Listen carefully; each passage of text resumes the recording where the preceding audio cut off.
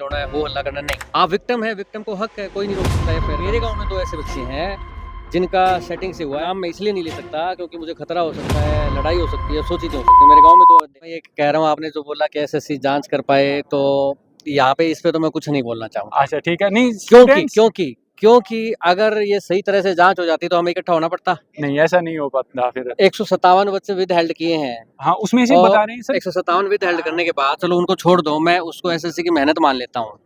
उसके बाद आप मुझे ये बताएं कि जो बच्चे पास वाली लिस्ट में आए हैं और उनका रैंक मित्रा पे डाटा जाके चेक किया, बच्चों ने वो तो निकाला, उसमें 99, 98, 97, 96 ऐसे नंबर हैं, वो कैसे आ गए?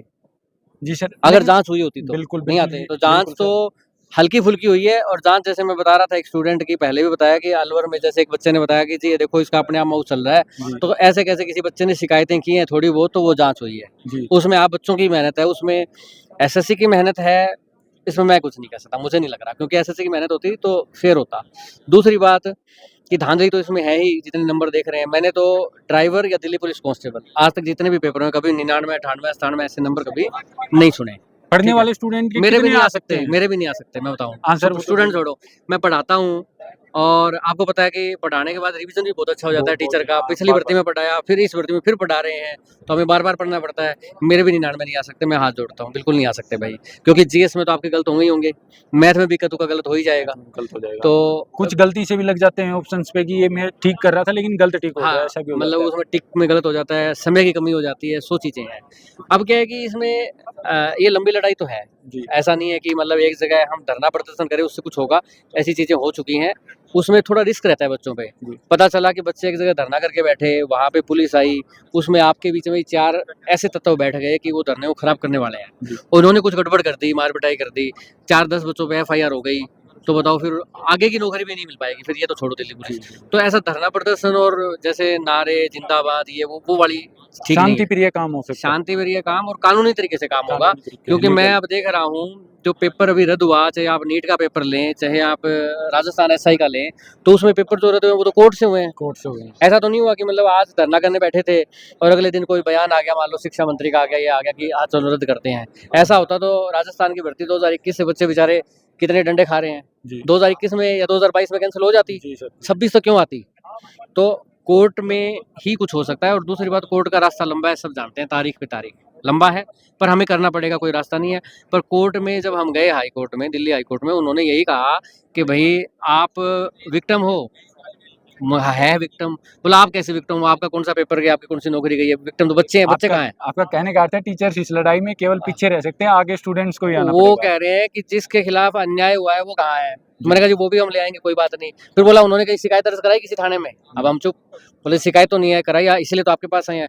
बोला कोर्ट में तो तब आया जाएगा ना जब मान लो आप कहीं पे शिकायत करो और उस पर कार्रवाई ना हो, तभी तो कोर्ट से न्याय मांगने आओगे। अब कोई मान लो कोई आपको थप्पड़ मार दे गली में, तो सीधा दिल्ली हाई कोर्ट आओगे? ऐसा तो नहीं कर सकते आप। ऐसा नहीं कर सकते। तो बोला कि जब तक एफआईआर ही दर्ज नहीं कराई तो मेरे पास किसी आई, उन्होंने सीधा बोला। और मुझे वो बड़ा जेन्युइन वकील लगा, क्योंकि जैसे 5,000 रुपये तो उन्होंने कंसल्टेशन के लिए थे, तो कम से कम 5 लाख वो केस के भी ले लेते हमसे।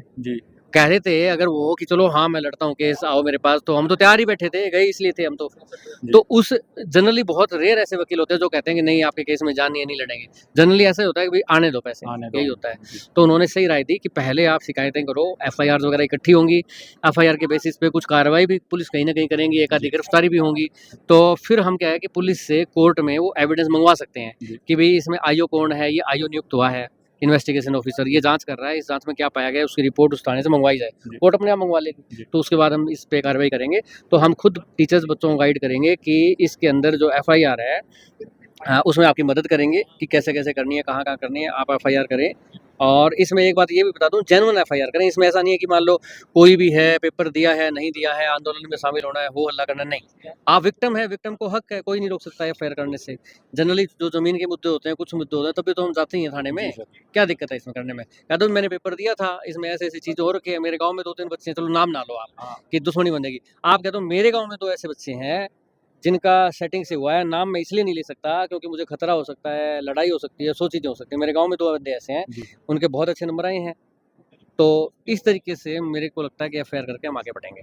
ठीक है, धन्यवाद सर, आपने इतनी अच्छी जो स्टूडेंट्स को सलाह दी है, शायद इस पे आगे सभी बच्चे कार्रवाई भी कर पाएँ और आगे अपना जो प्रोसेस है वो बढ़ा भी पाएँ। जी, धन्यवाद मैं बच्चों का करूँगा और अपलिफ्ट हरियाणा का करूँगा कि जो इसमें अपना कहीं न कहीं अपने हिस्से की लड़ाई लड़ रहे हैं और योगदान दे रहे हैं, तो आपका भी बहुत-बहुत धन्यवाद।